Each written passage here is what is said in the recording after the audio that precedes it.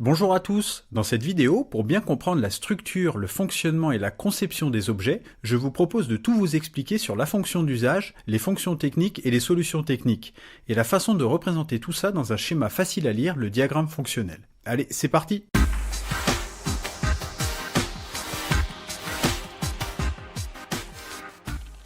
Pour bien comprendre, commençons par un exemple.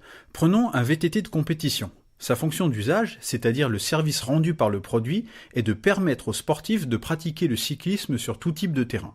La fonction d'usage précise donc tout simplement à quoi sert l'objet.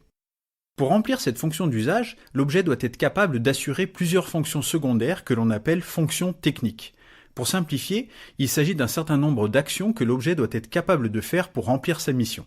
Par exemple, pour assurer sa mission de VTT, ce vélo doit être capable de freiner, sinon c'est gênant pour un VTT, et si on observe ce VTT, on voit quelle solution a été choisie pour assurer cette fonction technique freiner. Sur notre vélo, il s'agit d'un système de frein à disque. Et si on continue d'étudier ce VTT, pour assurer sa mission, on doit pouvoir le diriger. La solution technique utilisée ici est l'assemblage du guidon, de la potence, de la fourche et de la roue.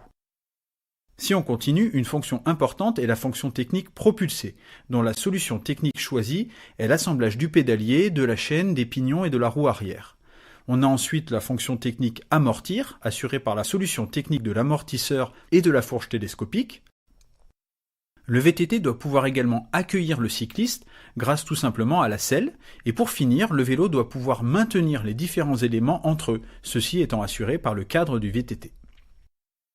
Il faut savoir qu'il y a dans notre exemple 6 fonctions techniques avec les 6 solutions techniques associées, mais il y en a en réalité beaucoup d'autres, comme par exemple adhérer au sol grâce aux pneus à crampons, également que le cycliste puisse agripper le guidon grâce à des poignées antidérapantes, s'adapter à la taille du cycliste avec une selle et un guidon réglable, etc.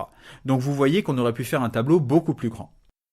En résumé, dans la première case, on indique la fonction de l'usage de l'objet, c'est-à-dire le service qu'il nous rend.